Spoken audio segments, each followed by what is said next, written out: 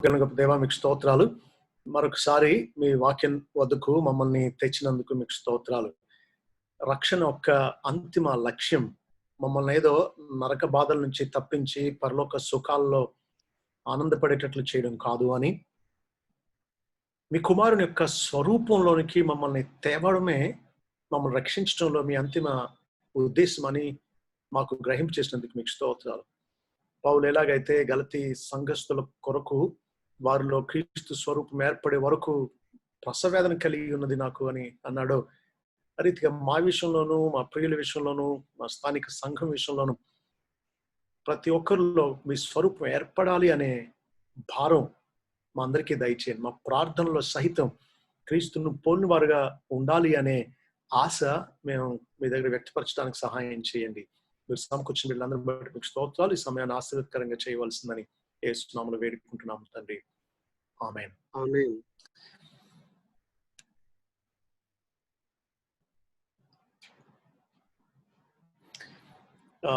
నిన్నటి దినం యేసుక్రీస్తును పోలి ఉండడం గురించి రెండు విషయాలు చూసాం.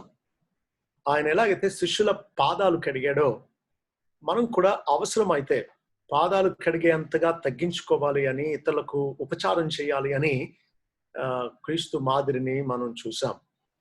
అంతేకాదు, యేసుక్రీస్తు తండ్రికి విధేయుడు. మరణం పొందినంతగా విధేయుడు కాదు, శిలువ మరణం పొందినంతగా విధేయుడు ఆయన. కాబట్టి మనం కూడా ప్రాణాలకు లెక్క చేయనంతగా ప్రభువుకు లోబడాలి అని నేర్చుకున్నాం. విధేయత గురించి 5 విషయాలు చూసాం. Exclusive obedience, absolute obedience, compulsory obedience, consistent obedience, loyal obedience. మనం కూడా ఏదో అప్పుడప్పుడు చిన్న చిన్న విషయాల్లో సులువైనప్పుడు లోబడ్డం కాదు, అన్ని విషయాల్లో ఎల్లప్పుడూ సంపూర్ణంగా వెంటనే దేవునికి మనం లోబడాలి. భక్తుడు ఇలా అన్నాడు, డిలైడ్ ఒబీడియన్స్ ఈజ్ డిజొబీడియన్స్ అని. ఆలస్యంగా లోబడ్డం అవిధేయతే అంటాడు. అందుచేత వెంటనే షరతులు లేకుండా, వివరాలు కోరకుండా, అభ్యంతరాలు చెప్పకుండా ఒక బానిస యజమానికి లోబడినట్టు మనం మన యజమాని అయినటువంటి యేసుక్రీస్తుకు లోబడవలసి ఉంది. అప్పుడే మనం ఆయన ప్రేమలో నిలిచి ఉంటాం. యోహాను 15:10 అదే చూసాం. ప్రభు అన్నాడు కదా, నేను నా తండ్రి ఆజ్ఞలు గైకొని ఆయన ప్రేమ యందు నిలిచి ఉన్న ప్రకారం మీరు నా ఆజ్ఞలు గైకొని ఎడల నా ప్రేమ యందు నిలిచి ఉందురు అన్నాడు. So to stay in God's love is to obey him. క్రీస్తును పోలి నడుచుకోవడం, ఆయన స్వరూపంలోనికి మలచబడడం, ఆయన అడుగుజాడల్లో నడవడం అనేది రకరకాల కోణాల్లో మనం నేర్చుకోవడానికి ప్రయత్నిస్తూ ఉన్నాం. ఇక్కడ క్రీస్తు సాత్వికుడు అన్న సంగతి మనం కొన్ని వచనాల్లో చూద్దాం. అయితే క్రీస్తుని వెంబడించాలి అనుకునే మనం అందరం కూడా క్రీస్తు వలె సాత్వికులుగా ఉండవలసిందే. అయితే వచనం ముందు చదువుకుని తర్వాత సాత్వికం అంటే ఏంటో భావాన్ని చూడడానికి ప్రయత్నిద్దాం. మత్తయి సువార్త 11:29 ప్రభు అన్నాడు, నేను సాత్వికుడను, దీన మనస్సు గలవాడను. నేను సాత్వికుడను, దీన మనస్సు గలవాడను కనుక మీ మీద నా కాడి ఎత్తుకుని నా యుద్ధ నేర్చుకుని, అప్పుడు మీ ప్రాణములకు విశ్రాంతి దొరుకు. ప్రభు దగ్గర మనం నేర్చుకోవాలి. ఆయన కాడి మన మీద మోపుకుని ఆయన దగ్గర ఆయన మాదిరిని నేర్చుకోవాలి. ఆయన సాత్వికుడు, దీన మనసు గలవాడు. కాబట్టి మనం కూడా సాత్వికులంగా ఉండవలసిందే. మీరు ఎవరైనా సాత్వికం అంటే ఏంటో చెప్పగలరా? What do you understand by meekness? సాత్వికం. చాలాసార్లు సాత్వికం అంటే దీనత్వం అనుకుంటాం. కానీ ప్రభు సాత్వికుడను, దీన మనసు గలవాడును అని 2 విషయాల కింద మాట్లాడుతున్నాడు కదా. కాబట్టి సాత్వికం అంటే దీనత్వం కాదు. సాత్వికం అంటే చాలా మంది మృదుత్వం అనుకుంటారు. ఒక గొర్రెలాగా ఎవరికి హాని చేయకుండా మృదువుగా జెంటల్గా ఉండడం అనుకుంటారు. కాదు. సాత్వికం అంటే ఒక చక్కని నిర్వచనం విన్నాను. అది నాకు అర్థవంతం అనిపించింది. సాత్వికం అంటే అర్థం ఏంటి అంటే, స్వంత కారణాలకైతే పూర్తి సహనం, దేవుని కోసం, సత్యం కోసం, నీతి కోసం అయితే మాత్రం రోషం, ఆగ్రహమే. చాలా మంది అనుకుంటారు సాత్వికులు కోపం రాదు అనుకుంటారు. బైబిల్‌లో ఇద్దరిని సాత్వికులు అని పిలవడం జరిగింది. మొదటిది పాత నిబంధన గ్రంథంలో మోషే గురించి, అతడు భూమి మీద మిక్కిలి సాత్వికుడు అని రాసి ఉంది. సంఖ్యాకాండం 12వ అధ్యాయంలో. యేసుక్రీస్తు తానే అన్నాడు, నేను సాత్వికుడను అని. వీరిద్దరిలో కూడా సాత్వికం అంటే ఏంటో చూద్దాం. చూడండి, మోషే జీవితంలో తనకి ఇష్టమైంది నల్లజాతి అమ్మాయిని పెళ్లి చేసుకున్నాడు. సంస్కారం చేసేది తాను. అయితే మిరియాము, అహరోన్లు మోషే మీద సనగడం మొదలు పెట్టారు. ఎంతవరకు వెళ్ళిపోయారంటే అసలు మోషే ఏర్పాటుని శంకించడం మొదలు పెట్టారు. నీతోనే దేవుడు మాట్లాడా? మా ద్వారా మాట్లాడలేదా? నువ్వేనా నాయకుడివి? నువ్వేనా దేవుని ఏర్పాటు ఉన్నది అన్నట్టు మాట్లాడుతుంటే మోషే ఏమీ అనలేదు. తను తాను సమర్థించుకోవడానికి, జస్టిఫై చేసుకోవడానికి, డిఫెండ్ చేసుకోవడానికి ఏ ప్రయత్నం చేయలేదు. మౌనంగా భరించాడు. అయితే దేవుడు ఊరుకోలా. ఆయన దిగి వచ్చాడు. ఆయన దాసునికి వ్యతిరేకంగా మాట్లాడడానికి మీరు ఎందుకు భయపడలేదని చెప్పి ఆయన ఆగ్రహించాడు. ఆయన ఆకస్మికంగా వెళ్ళిపోయాడు. అంతే, మిరియాము తెల్లని కుష్ఠుడు అయిపోయింది. అయితే మోషే ఎంతగా దేవుని బ్రతిమాలుతున్నాడో, దేవా దయచేసి పాపం వారి మీద మోపొద్దు అని. చూసారా, తన సొంత కారణాలకైతే పూర్తిగా సహిస్తూ ఉన్నాడు. ఇదే మోషే సీనాయి పర్వతం మీద దేవుడు తన చేవ్రాతతో రాసి ఇచ్చినటువంటి 2 రాతి పలకలు, 10 ఆజ్ఞలు కలిగిన పలకలు తీసుకొస్తూ ఉన్నాడు.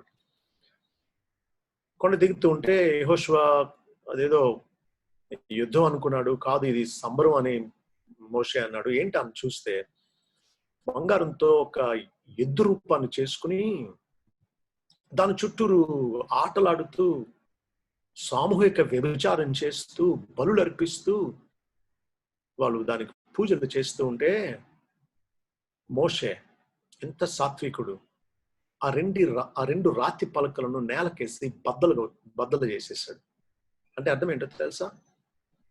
you've done exactly the same, you've broken God's law అంటున్నాడు. మీరు దేవుని ఆజ్ఞలు బద్దలు చేసేసారు అని వారికి డెమాన్స్ట్రేట్ చేసి ఏం చేశాడో తెలుసా? కిందకు వచ్చి ఆ దూడ ఆనవాళ్లు లేకుండా దాన్ని కరిగించేసి నీళ్ళలో కలిపి పట్టించేశాడు, అవశేషాలు కూడా లేకుండా. బంగారం అయితే మాత్రం దాని ఆనవాళ్లు లేకుండా చేసేసాడు. అంతేకాదు, ఆ రోజు 3,000 మందిని చంపించేశాడు. దేవుని విషయాలు రాజీ పడేది లేదు. ఆగ్రహం, పౌరుషం, రోషం, ప్రతివాదం, దోష నివారణకైన ప్రతివాదం. తన విషయానికైతే పూర్తి సహనం, దేవుని కోసం అయితే ఆగ్రహమే. ఇది సాత్వికం అంటే. యేసుక్రీస్తు గురించి కూడా చూడండి. ఆయనను ఎంత దుర్మార్గంగా దూషించారో. ఆయన తిండిపోతున్నారు, త్రాగుబోతున్నారు.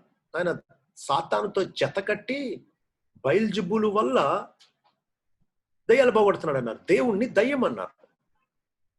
తిండిపోతూ, తాగుబోతు అన్నారు. పాపుల స్నేహితుడు అన్నారు. ఇదంతా చాలదన్నట్టు ఆయన సిలువలో వేలాడదీశారు. కొరడా దెబ్బలు కొట్టి ఆయన దిగంబరిగా చేసి, అవమానపరుస్తూ, ఉమ్మి వేసి, అరచేతులతో కొట్టి, గుద్ది, అపహాస్యం చేసి. మీరు ఎప్పుడు ఆలోచించారా? ఆయన కనీసం నొప్పితో, బాధతో అరవలేదు. తెలుసా మీకు? గొర్రెపిల్ల, వదకు తేబడిన గొర్రెపిల్ల మౌనంగా ఉన్నట్టు ఆయన మౌనంగా ఉన్నాడట. మీరు ఎప్పుడు గమనించారా? మేకలు వాటిని నరుకుతా ఉంటే అరుస్తాయి. గొర్రెలు కిక్కురు మనం, అదేంటో తెలియదు. నరుకుతున్నా అవి అరవు, కనీసం బాధతో, భయంతో. ఆ రీతిగా యేసుక్రీస్తు అన్యాయమైనటువంటి నిందలను, అన్యాయమైన తీర్పులను మౌనంగా భరించాడు. జాన్ ఫ్లేవెల్ అనే ఒక ప్యూరిటన్ ఆథర్ ఇలా అంటాడు, యేసుక్రీస్తు అట ఒక ఇత్తడి స్తంభంలా నిలబడిపోయాడంట. He was like a brazen pillar. అవును. మన కోసం మౌనంగా అవన్నీ భరించాడు. ఇదే ప్రభు.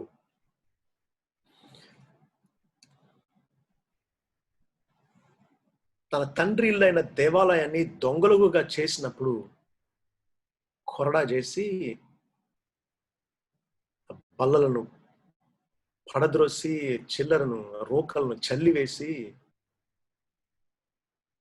క్రయ విక్రయాలు చేసే వారిని ఆలయంలో నుండి తోలివేశాడు. చూడండి యోహాను సువార్త 2వ అధ్యాయం 13 నుంచి 17 వరకు.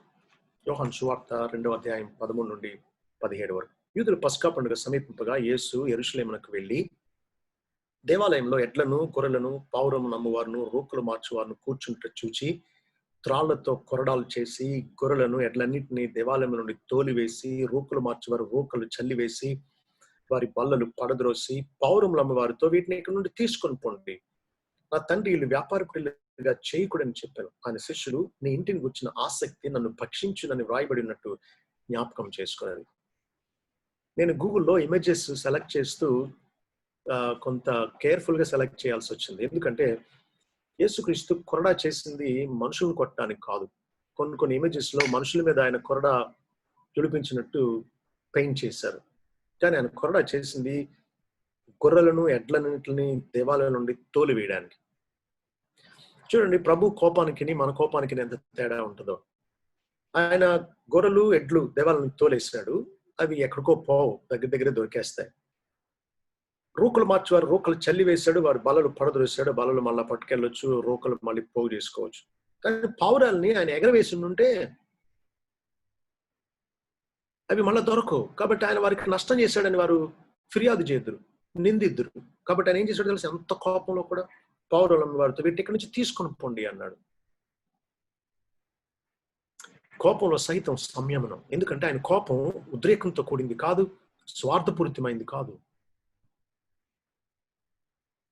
దేవుని కోసం, సత్యం కోసం, నీతి కోసం, ఆయన పరిశుద్ధతను బట్టి సహజంగా పుట్టే ఆగ్రహం ఆయనది. అందుకే చూడండి 2వ కొరింథీ 7వ అధ్యాయం 10-11 వచనాలు. 2వ కొరింథీ 7, 10, 11 వచనాలు.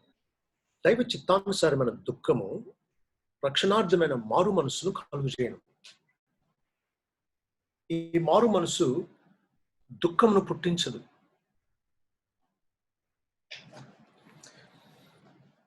అయితే లోక సంబంధమైన దుఃఖము మరణమును కలుగజేయను. చూడండి, రక్షణార్థమైన మారు మనసును పుట్టించే దైవ చిత్తానుసారమైన దుఃఖం, పశ్చాత్తాపం, మారు మనసు మనలో ఏం పుట్టిస్తుందో చూడండి. మీరు దేవుని చిత్త ప్రకారం పొందిన ఈ దుఃఖము ఎట్టి జాగ్రత్తను, ఎట్టి దోష నివారణకైన ప్రతివాదమును, ఎట్టి ఆగ్రహమును, ఎట్టి భయమును, ఎట్టి అభిలాషను, ఎట్టి ఆసక్తిని, ఎట్టి ప్రతిదండనను మీలో పుట్టించినో చూడుడి. కాబట్టి నిజమైన రక్షణార్థమైన మారు మనసు కలిగించే దైవ చిత్తానుసారమైన దుఃఖం మనల్ని చేతకానులుగా చేయదు. ఏది పట్టించుకోకుండా అక్రమం జరుగుతున్నా మనకెందుకులే అనుకునేటట్లుగా చేయదు. దేవుడు ఉన్నాడు చూసుకుంటాడంటే నిన్ను పెట్టింది ఎందుకు? ఫీనెహాసు దేవుడు సహించలేని దాన్ని తాను సహించలేదు, అందుకే ప్రాయశ్చిత్తం చేయగలిగాడు. దేవుడు తన వంశం అంతటిని యాజకత్వంలో స్థిరపరిచాడు. దేవుడు సహించిన దాన్ని మనం సహించకూడదు. చాలా మంది ఎఫెసీ 4:15 సరిగా పాటించరు.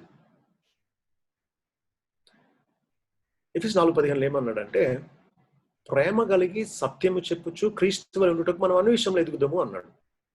సత్యం చెప్పాలి, ప్రేమ కలిగి చెప్పాలి. సో ప్రేమ సత్యం బ్యాలెన్స్డ్ గా ఉండాలి. కొంతమందికి ప్రేమ ఎక్కువైపోద్ది, సత్యం చెప్పరు, వాళ్ళు ఎవరిని సరిచేయరు. అవతల వాళ్ళ పొరపాటున్నా దాన్ని సరిచేయరు. మరి కొంతమందిలో సత్యం ఎక్కువైపోద్ది, ప్రేమ తగ్గిపోద్ది. ఎంతసేపు అవతలను విమర్శిస్తూ సరిచేస్తూ ఉంటారు తప్ప జాలిపడరు, క్షమించరు, పోనీలే అని అవకాశం ఇవ్వరు. We need to speak the truth in love. దేన్ని కూడా వేరే దాని ఖర్చుతో ఎక్కువ చేయకూడదు. Don't love at the expense of the truth. Don't overemphasize truth at the expense of love. మన సొంత విషయాలకైతే పూర్తిగా సహిద్దాం. దేవుని కోసం, సత్యం కోసం, నీతి కోసం అయితే ఆగ్రహాన్ని, ప్రతివాదాన్ని, దోష నివారణకైన ప్రతివాదాన్ని, ప్రతిదండన అంటే వెంజన్స్. ఈ పదం వాడితే మీకు అభ్యంతరం కలగవచ్చు. వెంజన్స్ అంటే కక్ష అని అర్థం. తప్పు జరిగింది, దానికి పరిష్కారం జరిగే వరకు ఊరుకోదు ప్రతిదండన అంటే. నీతి విషయాల్లో దేవుని కోసం ఇలాంటి ప్రతిదండన, లాంటి చర్య తీసుకునే లక్షణం సాత్వికం. కాబట్టి సాత్వికం అంటే సొంత కారణాలకైతే పూర్తి సహనం, దేవుని కోసం అయితే ఆగ్రహం. కానీ మనం దీనికి క్వైట్ ఆపోజిట్ చేస్తాం. మనల్ని ఎవరు న్యాయంగాన్నా వారి అంతు చూస్తాం. దేవుని సత్యాన్ని, దేవుని న్యాయాన్ని ఎంత వక్రీకరించినా ఏం పట్టించుకోం. క్రీస్తుని పోలి నడవాలి అనుకుంటే మనల్ని ఎవరేమన్నా సహిద్దాం. దేవుని విషయాల్లో మాత్రం ఆగ్రహాన్ని, రోషాన్ని, పట్టుదలను, ప్రతివాదాన్ని, దోష నివారణకైనా ప్రతివేదాన్ని కనుపరుద్దాం. క్రీస్తుని పోలి నడవడంలో మరొక సంగతి, ముఖ్యమైన సంగతి, తప్పించుకునే మరొక సంగతి ఏంటంటే యేసుక్రీస్తు ప్రార్థనా జీవితం.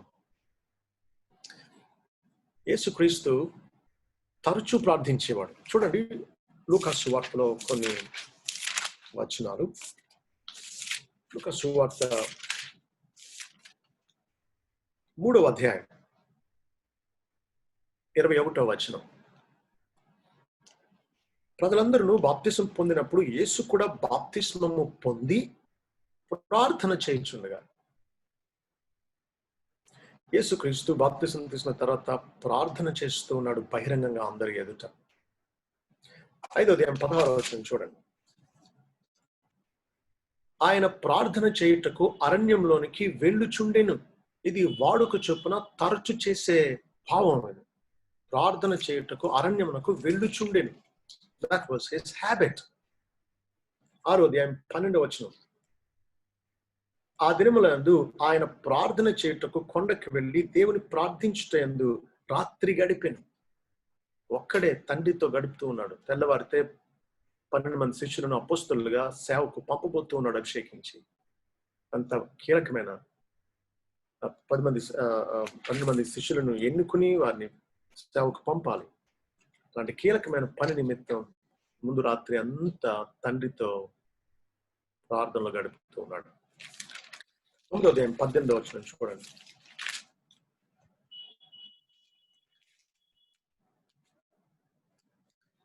ఒకప్పుడు ఆయన ఒంటరిగా ప్రార్థన చేయుచుండగా ఆయన శిష్యులు ఆయన వద్ద ఉండిరి. అలాగే 28, 29 వచనాలు.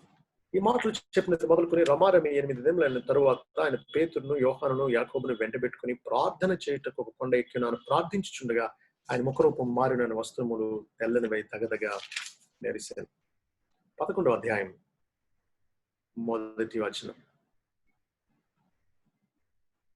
ఆయన ఒక చోట ప్రార్థన చేయుచుండెను. ప్రార్థన చాలించిన తరువాత ఆయన శిష్యుల్లో ఒకడు, ప్రభువా, యోహాను తన శిష్యులకు నేర్పినట్టుగా మాకును ప్రార్థన చేయి నేర్పమని ఆయన అడిగాను.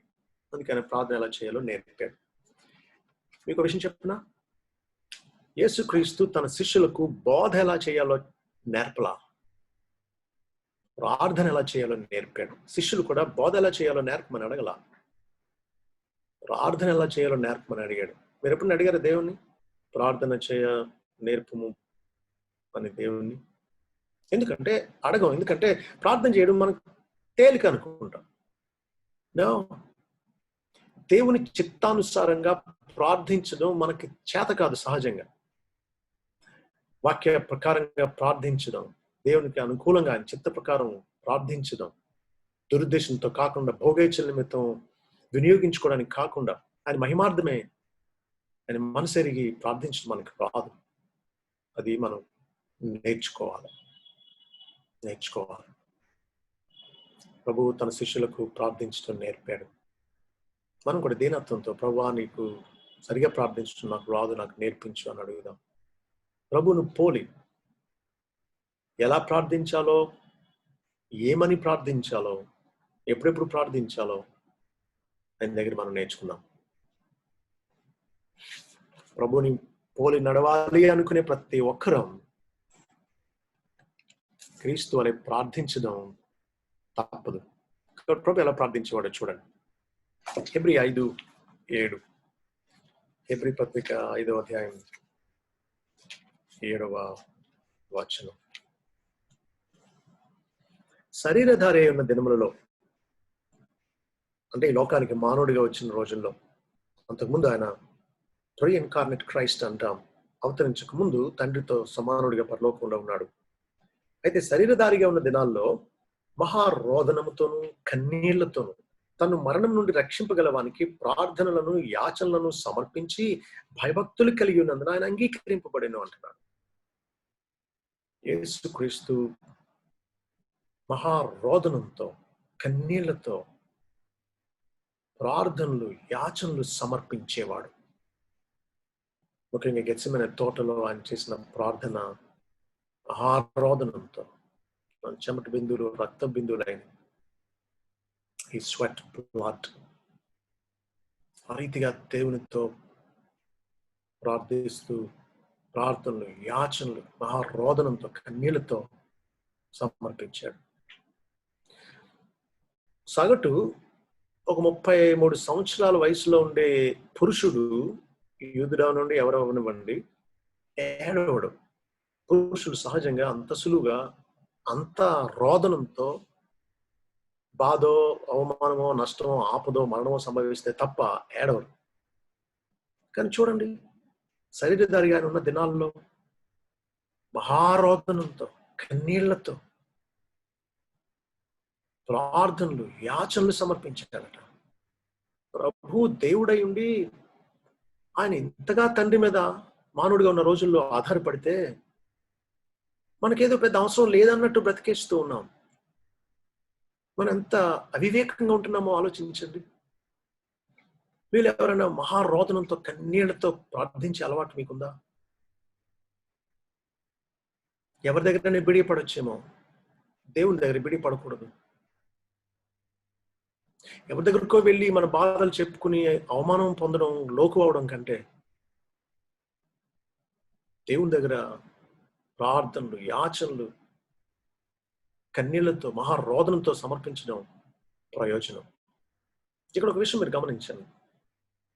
తను మరణం నుండి రక్షింపగలవానికి ప్రార్థనలు యాచనలు సమర్పించి అంటున్నాడు. అంటే సిలువ మరణం నుంచి తప్పించమని అడిగాడా? అలా అడిగినుంటే భయభక్తులు కలిగి ఉన్నందున ఆయన అంగీకరింపబడిన అంటాడంటే ఆయన చేసిన ప్రార్థన తండ్రి అంగీకరించాడట. తను మరణం నుంచి రక్షింపగలవానికి ప్రార్థనలు యాచనలు సమర్పించాడు అంటే తండ్రి అంగీకరించాడు అంటే, ఒకవేళ ఆ మరణం నుంచి రక్షింపడం అనేది కానీ ప్రభు అడిగినుంటే సిలువలో ఆయన మరణించకూడదు కదా. మరి దేని గురించి ఆయన ఇంతలా ప్రార్థించాడు? మరణం నుంచి తప్పించమని కాదు.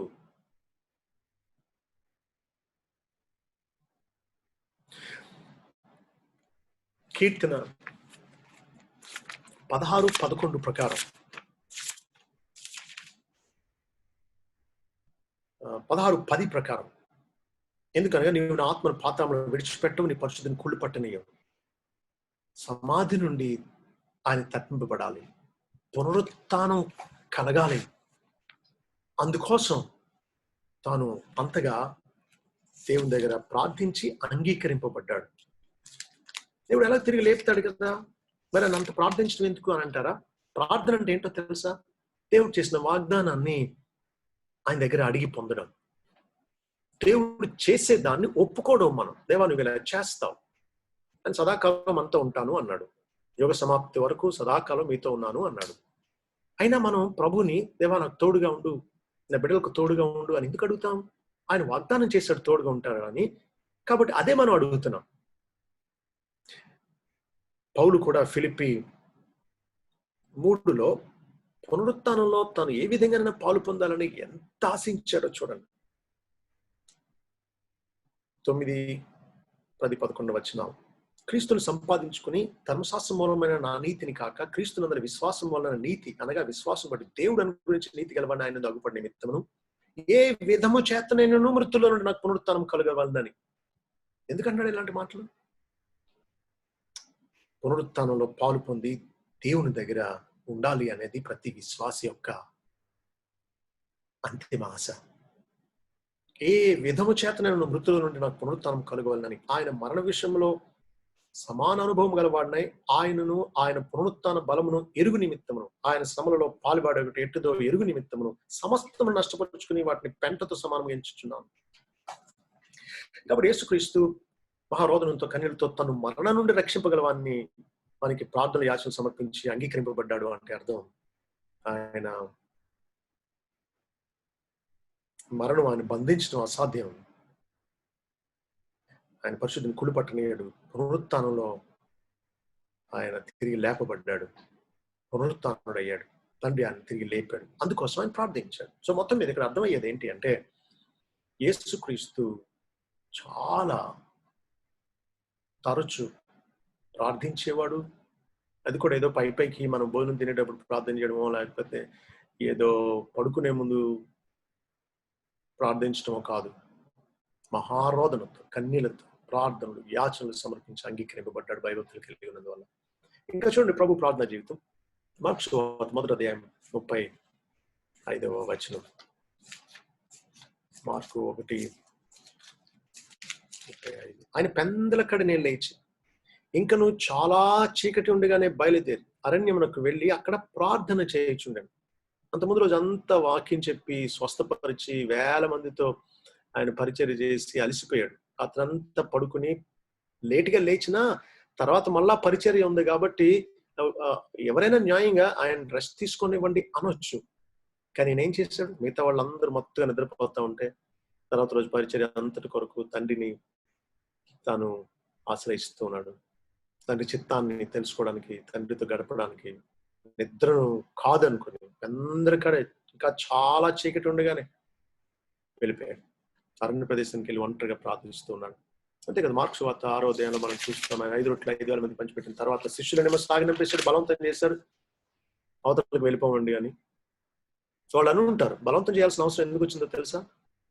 నీతోనే వస్తాం, అందరం కలిసి వెళ్దాం, లేట్ అయితే ఏమైంది అని ఏదో నువ్వు లేకుండా వెళ్ళవని ఉంటారు. కాబట్టి బలవంతం చేశాడు. వాళ్ళు అటు పంపించాడు. రొట్టెలు తిన్నటువంటి వారిని సాగనంపాడు. నువ్వు ఒంటరిగా కొండ ఎక్కి ప్రార్థన చేస్తున్నాడు. 46లో అంటున్నాడు, ఆయన వారిని వీడుకొలిపి ప్రార్థన చేయటకు కొండకు వెళ్ళాను. ఉదయం ప్రార్థించాడు పెందలకడే, సాయంత్రం ప్రార్థిస్తున్నాడు. ఇందాక చదువుకున్నాను 6:42 రాత్రంతా ప్రార్థనలు గడిపాడు. మీరు ఎవరైనా రాత్రంతా ఒంటరిగా కానీ కుటుంబంగా కానీ ప్రార్థనలు గడిపారా? మందిరంలో హోల్ నైట్ మీటింగ్ లో ఏకీపించడం కాదు నేను అడిగేది. మీకు మీరుగా కుటుంబంగా రాత్రంతా దేవునితో గడిపారా? ఒకసారి నేను నా భార్య మందిరంలోకి వెళ్ళిపోయి రాత్రంతా పాట పాడుకోవడం, ఒక అధ్యాయం చదువుకోవడం, మా ముందు ఉన్నటువంటి ప్రార్థన అంశాలన్నీ ఒకరి తర్వాత ఒకరు ప్రార్థించడం, మళ్ళా చిన్న పాట పాడుకుని మళ్ళా అంశాలన్నీ ప్రార్థించడం, మళ్ళా వాక్యాన్ని ధ్యానించడం, ఇలా రాత్రి అంతా దేవునితో గడిపాం. మేము ఎప్పటికీ మర్చిపోలేము.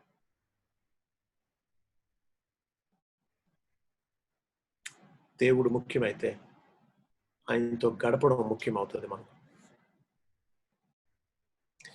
లూకా 5:16.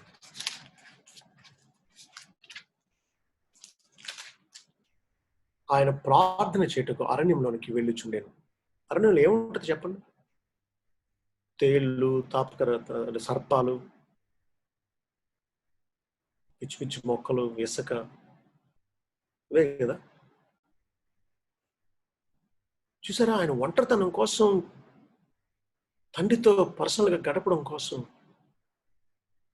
అలాంటి అననుకూల స్థలానికి కూడా వెళ్ళిపోయేవాడు. Prayer was an important part of Christ's life on earth. ప్రార్థన జీవితంలో ఎంత ముఖ్యమైన సంగతిగా ఉండేదో.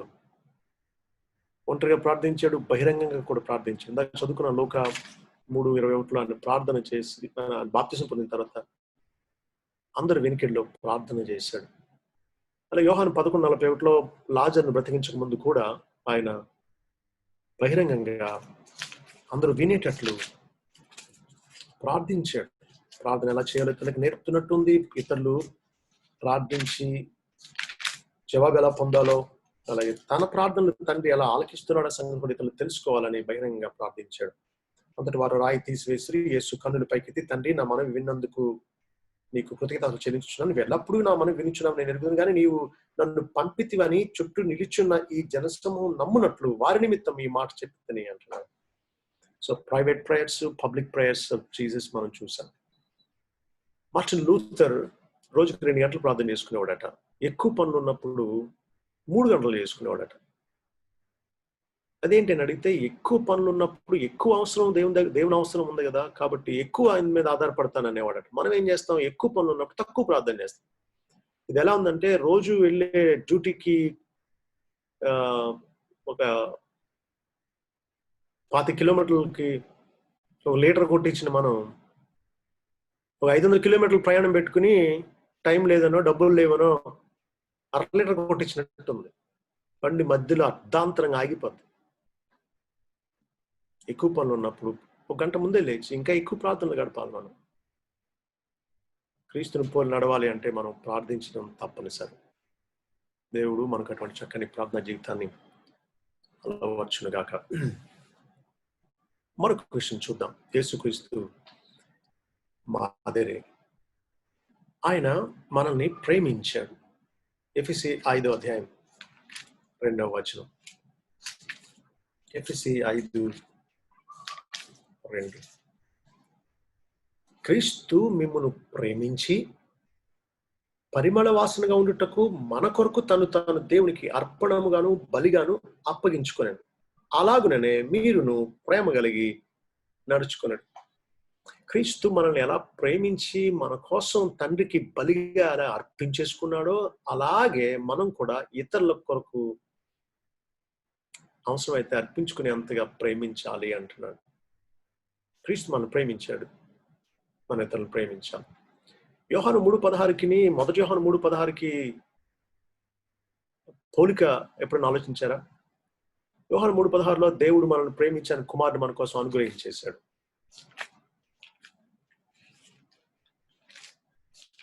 1 యోహాను 3:16లో ఆయన మన నిమిత్తము తన ప్రాణం పెట్టిన కనుక దీని మన ప్రేమ ఏంటిదని తెలుసుకుంటున్నాము. మనము కూడా సహోదరుల నిమిత్తము మన ప్రాణములను పెట్టబద్దులమై ఉన్నాము. ఎంత తీవ్రమైన మాట చూడండి. ప్రభు మనల్ని కబుర్లు చెప్పి లేకపోతే ఏదో పైకి మాటలతో ప్రేమించడం కాదు, ప్రాణం పెట్టాడు. మరి ప్రభులా ప్రేమించడం అర్థం ఏంటి? మనం కూడా మన సహోదరు నిమిత్తం అవసరమైతే ప్రాణం పెట్టాలంట. అమ్మో అనుకుంటున్నారా? ప్రభుని పోలి నడవడం అంటే ఇదే. ఒకసారి చూడండి, యోహాను సువార్త 13వ అధ్యాయం 34-35 వచనం. యోహాను 13:34-35 వచనం. మీరు ఒకరినొకరు ప్రేమింపవలనని మీకు క్రొత్త ఆజ్ఞ ఇచ్చుచున్నాను. మనం ఒకరినొకరు ప్రేమించాలి. ఇది క్రొత్త ఆజ్ఞ మీకు ఇస్తున్నాను అన్నాడు. కానీ నిజానికి లేవీకాండం 19:18లోనే ఉంది, నిన్ను వారిని పొరుగువారిని ప్రేమించమని. లేవీకాండం 19:18 ఇలా అంటున్నాడు, కీడుకు ప్రతి కీడు చేయకూడదు, నీ ప్రజల మీద కోపముంచుకొనక నిన్ను వలె నీ పొరుగువాన్ని ప్రేమింపవలెను. నిన్ను వలె నీ పొరుగువాన్ని ప్రేమించడం అనేది పాత నిబంధన గ్రంథంలో లేవీకాండంలోనే రాసి ఉంది. మరి యేసుక్రీస్తు వచ్చి మీరు ఒకరినొకరు ప్రేమించాలని మీకు క్రొత్త ఆజ్ఞ ఇస్తానంటున్నాడు ఏంటి? మీరు చెప్పండి, ఒకరినొకరు ప్రేమించడం అనేది క్రొత్త ఆజ్ఞ, పాత ఆజ్ఞ?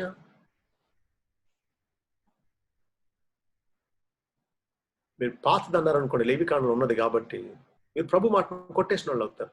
ప్రభు కొత్తది అన్నప్పుడు మీరు పాతదని ఎలా అంటారు? మరి ఉంది కదండి పాత నిబంధనలోనే అని మీరు అనవచ్చు. అయితే చూడండి, నేను ఇచ్చిన ఆజ్ఞలో క్రొత్తదనం ఏంటో చూడండి. మీరు ఒకరినొకరు ప్రేమింపవాలని మీకు క్రొత్త ఆజ్ఞ ఇచ్చుచున్నాం. ఏంటి క్రొత్తదనం? నేను మిమ్మల్ని ప్రేమించినట్టే మీరు ఒకరినొకరు ప్రేమింపవలను. పాతదేంటి? మిమ్మల్ని మీరు ప్రేమించుకున్నట్టుగా ఇతరులను ప్రేమించాలి. క్రొత్త ఆజ్ఞ ఏంటి? యేసుక్రీస్తు మనల్ని ప్రేమించినట్టుగా మనం ఇతరులను ప్రేమించాలట. ఆయన ప్రాణం పెట్టి అంతగా ప్రేమించాడు. మనం కూడా అవసరమైతే ప్రాణం పెట్టి అంతగా ప్రేమించాం. ఇది క్రొత్తది. ఎందుకు క్రొత్తది ఇవ్వాల్సి వచ్చిందో తెలుసా? ప్రేమ అంటే ఏంటో ఆయన దిగి వచ్చి శత్రువుల కోసం, తనను హింసిస్తున్న వారి కోసం తాను మరణించడం, తనను చంపేవారిని తాను పుట్టించడం.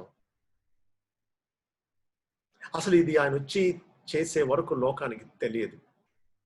అందుకే ఆయన దిగి వచ్చి చెప్పాల్సి వచ్చింది ప్రేమ అంటే ఏంటో. అందుకే అంటున్నాడు, మీరు ఒకరి ఎడల ఒకడు ప్రేమ గలవారైన ఎడల దీన్ని బట్టి మీరు నా శిష్యులని అందరూ తెలుసుకొందురు అన్నాడు. మనం క్రైస్తవులు, మన క్రీస్తు శిష్యులు, మన లోకం అంతా తెలుసుకోవడానికి చక్కని పద్ధతి ఏంటో తెలుసా? తెల్ల బట్టలు వేసుకోవడం, హల్లెలూయా అని అంటాం. దీన్ని బట్టి కాదు మన క్రైస్తవుల లోకం తెలుసుకోవాల్సింది. ప్రాణం పెట్టే అంత క్రీస్తును పోలిన ప్రేమ కలిగి ఉండడమే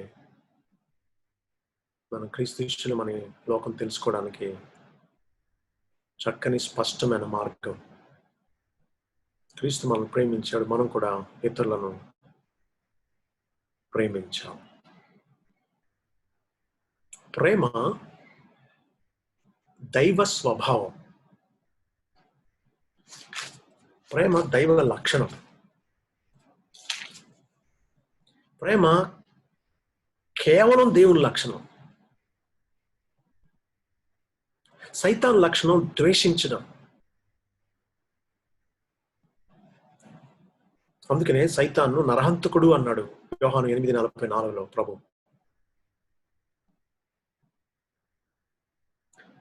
కయీను గురించి మాట్లాడుతూ అంటున్నాడు 1 యోహాను 3:12 అంటున్నాడు, మనం ఒకరినొకడు ప్రేమింపవలనన్నది మొదటి నుండి మీరు వినని వర్తమానమే కదా. మనము కయ్యూను వంటి వారమై ఉండరాదు. వాడు దుష్టుని సంబంధి అయి తన సహోదరుని చంపెను.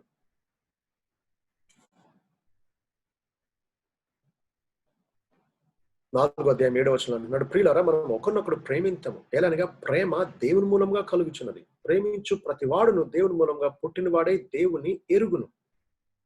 దేవుడు ప్రేమ స్వరూపి. ప్రేమ లేనివాడు దేవుని ఎరుగడు.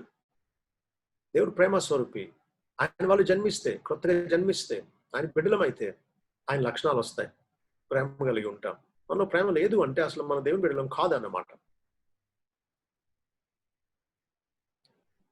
3:13 చూడండి, 1 యోహాను 3:13. సహోదరులారా, లోకము మిమ్మల్ని ద్వేషించిన ఆశ్చర్యపడకుడి. మనము సహోదరులను ప్రేమించుచున్నాము కనుక మరణము నుండి జీవములను దాటి ఉన్నామని ఎరుగుదాము. ప్రేమ లేని వాడు మరణమందు నిలిచి ఉన్నాడు. తన సహోదరుని ద్వేషించువాడు నరహంతకుడు. ఏ నరహంతకుని యందును నిత్యజీవం ఉండదని మీరు ఎరుగుదురు. ప్రేమ దైవ లక్షణం. ద్వేషం, పగ, కక్ష, అసూయ, అవతల వాళ్ళ నష్టాన్ని, నాశనాన్ని కోరే ద్వేషం, ఇవి సైతాన్ లక్షణాలు. మన దేవుని బిడ్డలమైతే మనం ప్రేమ ఉంటుంది. ప్రేమిస్తాం, శత్రువులు సహా ప్రేమిస్తాం. ఇది క్రీస్తును పోలిన జీవితం. తప్పదు, దేవుని బిడ్డలమైతే మనం ప్రేమించాల్సిందే.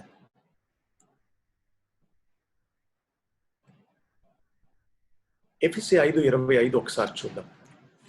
ఎఫెసీ పత్రిక 5:25. పురుషులారా మీరు మీ భార్యలను ప్రేమించుడి అన్నాడు. క్రొత్త నిబంధన గ్రీకు భాషలో వ్రాయబడింది కదా.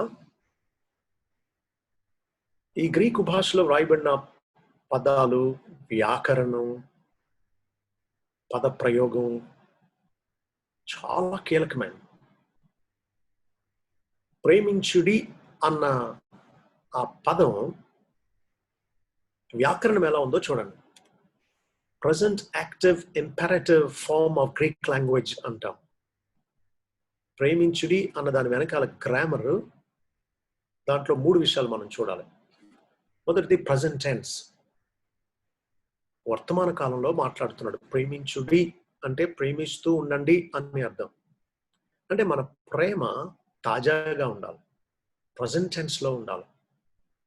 మా ఆయన గారు కొత్తలో చాలా ప్రేమగా ఉండేవారండి, లేదా నా భార్య మొదట్లో చాలా ప్రేమగా ఉండేది కానీ గతం గురించి కాదు మన ప్రేమ గురించి మాట్లాడాల్సి వచ్చినప్పుడు వాడాల్సిన టెన్స్.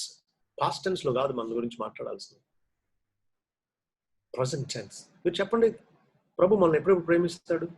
రక్షింపబడిన క్రొత్తలోనా? అనుదినం మనకు నూతనంగా వాత్సల్యత పుడుతుంది.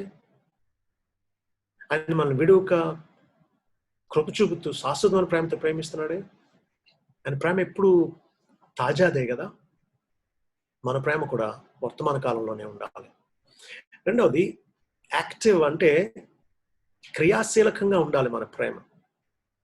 అందుకే 1 యోహాను 3:18 ప్రేమ అపోస్తలుడిగా పిలువబడుతున్నటువంటి యోహాను ఇలా అంటున్నాడు, చిన్నపిల్లలారా,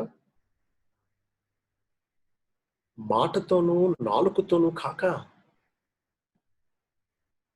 క్రియతోనూ సత్యముతోనూ ప్రేమింతము.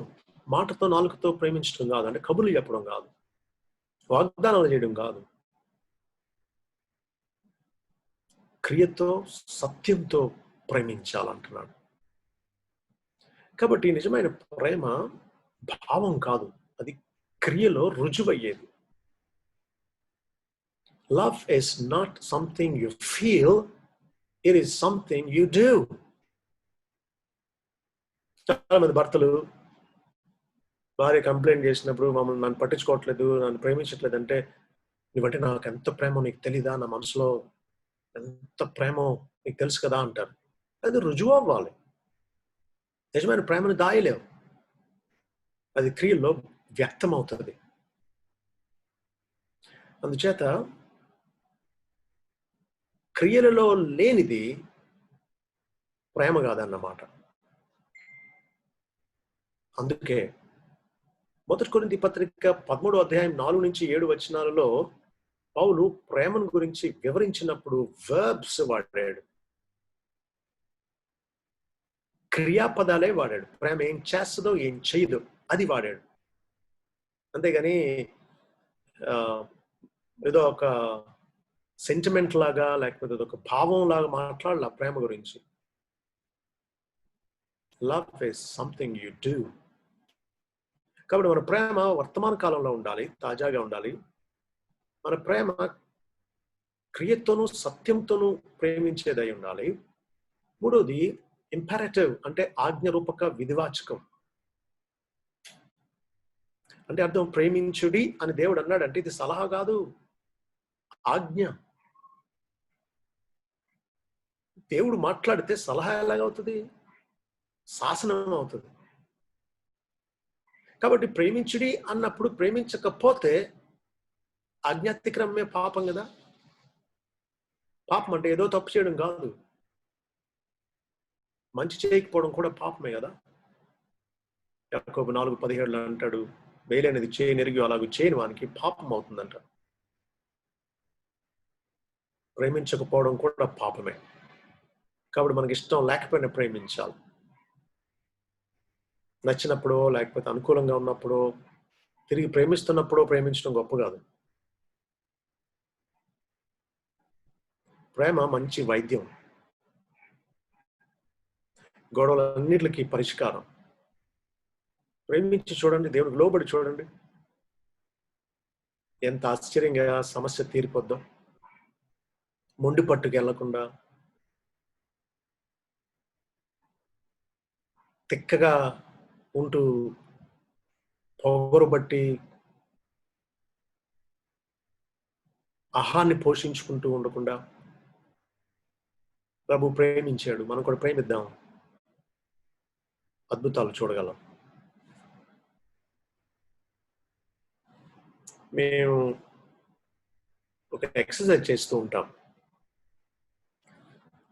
1 కొరింథీ 13:4-7 వరకు ప్రేమ మాత్రం చేయగలిగినటువంటి పనులు పౌలు చక్కగా వివరించాడు. మేము ఎక్సర్సైజ్ ఎలా చేస్తామంటే, మీరు అందరూ అన్మ్యూట్ చేసుకుని అంటే చదవడానికి వీలు కాదేమో అని నేను ఎలా ఎక్సర్సైజ్ చేస్తామో చెప్పేస్తున్నాను. అందరం కలిపి ఒకేసారి చదువుతాం.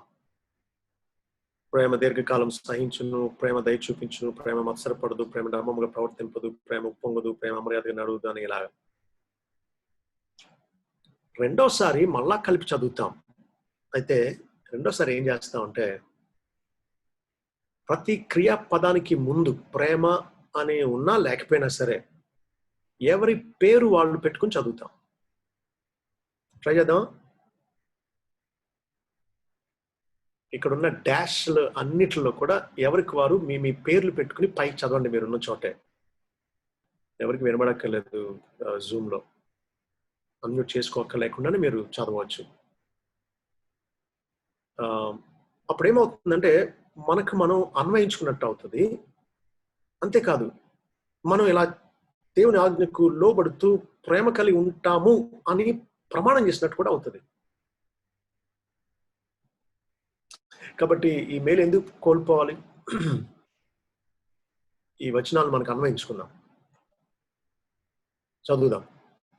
ఎవరి పేరు వాళ్ళు పెట్టుకుని చదువుదాం. ఒకవేళ మీ పేరు మర్చిపోతే మీ పక్క వాళ్ళని అడగండి. మీ పేరు మీకు గుర్తుంది అనుకుంటున్నాను. చదువుదాం. Ready 1 2 3 start. జాషువా దీర్ఘకాలం సహించును, జాషువా దయ చూపించును, జాషువా మత్సరపడడు, జాషువా డంబముగా ప్రవర్తింపడు, జాషువా ఉప్పొంగడు, జాషువా మర్యాదగా నడవడు, జాషువా స్వప్రయోజనమును విచారించుకొనడు, జాషువా త్వరగా కోపపడడు, జాషువా అపకారమును మనసులో ఉంచుకొనడు, జాషువా దుర్నీతి విషయమై సంతోషించడు, జాషువా సత్యమందు సంతోషించును, జాషువా అన్నిటిని తాళును, అన్నిటిని నమ్మును, అన్నిటిని నిరీక్షించును, అన్నిటిని ఓర్చును. ప్రేమ కలిగి ఉండడం అంటే ఇది పద్ధతి. దీర్ఘకాలం సహించాలి, దయ చూపించాలి, మత్సరపడకూడదు, డంబంగా ప్రవర్తింపకూడదు, పోకూడదు, అమర్యాదగా నడవకూడదు, స్వప్రయోజనాన్ని విచారించుకోకూడదు. అవతల వ్యక్తి ప్రయోజనం, అవతల వ్యక్తి సంతోషమే మొదట, తర్వాతే మనం అన్నట్టుగా ఉండాలి. త్వరగా కోప్పడేది ప్రేమ కాదు. అపకారాన్ని మనసులో ఉంచుకోవడం, మొన్న అలా చేసావు, చిన్నప్పుడు అలా చేసావు, లేదా పెళ్ళైన కొత్త ఇలా చేసావు అని అపకారాన్ని మనసులో ఉంచుకుని దాన్ని ఎత్తడం నువ్వు క్షమించలేదన్నమాట. దేవుడు కూడా మన అపరాధాలన్నీ అస్తమానం గుర్తు చేస్తూ ఉంటే ఏమైపోతాం చెప్పండి? నిజమైన ప్రేమ దుర్నీతిలో సంతోషించదు. ఇద్దరు కలిసి తప్పు చేయడానికి సహకరించడం ప్రేమ అవదు. సత్యంలో, నీతిలో, పవిత్రతలో సంతోషించేది నిజమైన ప్రేమ. భక్తుడు అంటాడు, నీకు నిజమైన స్నేహితుడు ఎవరంటే నిన్ను దేవునికి దగ్గర చేసే వ్యక్తే అంటాడు. అన్నిటిని తాళడం, అన్నిటిని నమ్మడం, అన్నిటిని నిరీక్షించడం, అన్నిటిని ఓర్చుకోవడం వాక్యానుసారమైన ప్రేమ.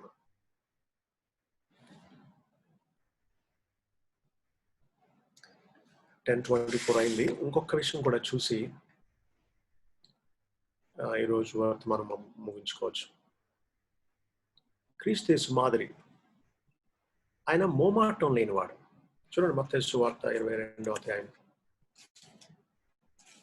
15-16 వచనాలు. అప్పుడు పరిసయ్యులు వెళ్ళి మాటలలో ఆయనను చిక్కుపరచవలనని ఆలోచన చేయించు, బోధకుడా, నీవు సత్యవంతుడివై ఉండి దేవుని మార్గము సత్యంగా బోధించుచున్నావనియు, నీవు ఎవరిని లక్ష్య పెట్టవనియు, మోమాటం లేనివాడి అనియు ఎరుగుదుము. చూడండి, పరిసయ్యులు నిజానికి మాటల్లో ఆయన చిక్కుపరచాలని ఆలోచన చేసి కుయుక్తితో వచ్చి ఆయన పొగిడిస్తూ ఉన్నారు. అయితే వారు పొగిడినవన్నీ కూడా నిజానికి వాస్తవాలు, కానీ వాళ్ళు నటనతో వాటిని ఒప్పుకుంటున్నారు. ఒక రకంగా చెప్పాలంటే దేవుడు శత్రువుల చేత కూడా సత్యాన్ని కక్కిస్తూ ఉన్నాడు. ఆయన బోధకుడు, సత్యవంతుడు, దేవుని మార్గాన్ని సత్యంగా బోధిస్తూ ఉన్నాడు. ఎవరిని లక్ష్య పెట్టడు, మోమాటం లేనివాడు, సత్యాన్ని సత్యంగా నిర్మోహమాటంగా ఆయన బోధించేవాడు అన్నమాట. అయితే నిజానికి వారి మనసులో లేదు అంత గౌరవం. ఉండుంటే దేవుని మార్గాన్ని సత్యంగా బోధిస్తున్నాడని వారే ఒప్పుకున్నప్పుడు ఆయన ఎందుకు నమ్మలేదు, ఆయన ఎందుకు అనుసరించలేదు వాళ్ళు? సో వాళ్ళు పొగడ్తలో అనే వల పన్నుతున్నారు. అంటే ఆయన పొగిడితే ఉబ్బిపోయి వాళ్ళకి దొరికిపోతాడు అనుకున్నాను. అలా పొగిడేసి అప్పుడు అంటున్నాడు, ఇప్పుడు చెప్పు అన్నట్టు అంటూ, నీకేం తోచుతుంది, కైసరికి పన్ను ఇవ్వడం న్యాయమా కాదా, మాతో చెప్పు అని అనడానికి హేరోదుతో కూడా తమ శిష్యులను పంపించారు. ప్రభు పన్ను కైసరుకు కట్టడం న్యాయమన్నా ఒక వర్గానికి దూరం అయిపోతాడు. న్యాయం కాదు, కట్టకూడదు పన్ను అని అంటే ఆయన రోమీల ఎదుట లేదా పిలాతు ఎదుట దోషిగా చేసి అరెస్ట్ చేయించవచ్చు. పన్ను కట్టొచ్చు అని అన్నాడా? చూసారా, ఆయన రోమీల పక్షంగా మాట్లాడుతున్నాడు, యూదుడయ్యుండి యూదుల పక్షంగా మాట్లాడలేదని చెప్పి యూదుల్ని దూరం చేయొచ్చు. కాబట్టి పొగిడేస్తే ఎస్సో నో చెప్పేస్తాడు, ఏదో ఒక వర్గానికి ఆయన దూరం చేయొచ్చు అని పట్టుకుందాం అనే ఉద్దేశంతో వచ్చారు. ఆయన యేసు వారి చెడుతనం ఎరిగి, చూడండి, ఆయనకి హృదయ అంతరంగాలు తెలుసు కదా, వారి చెడుతనం లోపల ఒకటి పెట్టుకుని పైకి ఒకటి మాట్లాడడం చెడుతనం అది ఎరిగి అని అంటున్నాడు, వేషధారులారా నన్ను ఎందుకు శోధించుచున్నారు అని చెప్పి పన్ను రూపం ఒకటి తీసుకుని నాకు చూపించండి అన్నాడు. మరొక దేనారం తెచ్చారు. ఈ రూపం పై వ్రాత ఎవరివి అని అడిగాడు. కైసరివి అన్నారు. అందుకని అలాగైతే కైసరికి ఇవ్వండి, దేవునికి చెల్లించండి అన్నారు. మరి మాట విని ఆశ్చర్యపడి ఆయన విడిచి వెళ్ళిపోయారు. కైసరు ముఖరూపం, కైసరు చేవ్రాత ఉన్నాయి. కైసరిది కైసరికి ఇవ్వండి అన్నాడు. దేవునికి ఇవ్వండి అన్నాడు. దేవుని రూపం ఎవరి మీద ఉంది? దేవుడు తన స్వరూపంలో మనిషిని చేసుకున్నాడు కదా, కాబట్టి మానవుల మీద దేవుని రూపం ఉంది. కాబట్టి మనం దేవునికి సమర్పించుకోవాలి, కట్టాల్సిన పన్ను ప్రభుత్వానికి కట్టాలి అన్నాడు. అంతే, నిర్ఘాంతపోయి తోకముడిచి సిగ్గుపడిపోయి వెళ్ళిపోయారు. ప్రభు వారు పొగిడేశారని చెప్పి వాళ్ళని మంచి చేసుకోవడం కోసం రోమీలకి శత్రువులకి మనం అన్యులకి ఎందుకు పన్ను కట్టాలి, కట్టక్కర్లేదు అని అనలా. రోమా ప్రభుత్వం చేతికి యూదులను అప్పగించింది దేవుడే. వారి పాపాన్ని బట్టి, వారి అవిధేయతను బట్టి దేవుడు శత్రు రాజుల చేతికి ఇశ్రాయేలుని చాలా పర్యాయాలు అప్పగించాడు. కాబట్టి వారి పన్ను కట్టాలి, న్యాయం. కాబట్టి ప్రభు మోమాటం లేనటువంటి వాడు. మనం అందరం తెలుగు వాళ్ళం కాబట్టి తెలుగు రాష్ట్రాల్లో ఉండే ఒక రోగం ఏంటో చెప్పనా? మోమాటం. మనిషిని ముందు సరి చేయలేము. ప్రైజ్ లార్డ్ బ్రదర్ అంటాం, నైస్గా మాట్లాడతాం ముందు, దాని వెనకాల వాళ్ళ లోపాలన్నీ ఎత్తుతాం. ఇది ఎంత వేషధారణ కదా. మోమాటం పాపమే. మనసులో ఉండి ఎందుకు చెప్పకూడదు? సరిచేయడం అవతల వ్యక్తికి మేలు కలుగుతున్నప్పుడు నువ్వు ఆ మేలును ఇతరులకు ఎందుకు దూరం చేస్తావు?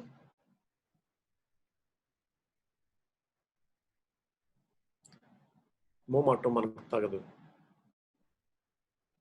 మోమాటం లేకుండా ఉండాలంటే ఏం చేయాలో తెలుసా? మత్తయి సువార్త 11వ అధ్యాయంలో యేసుక్రీస్తు చేసిన పని చేయాలి.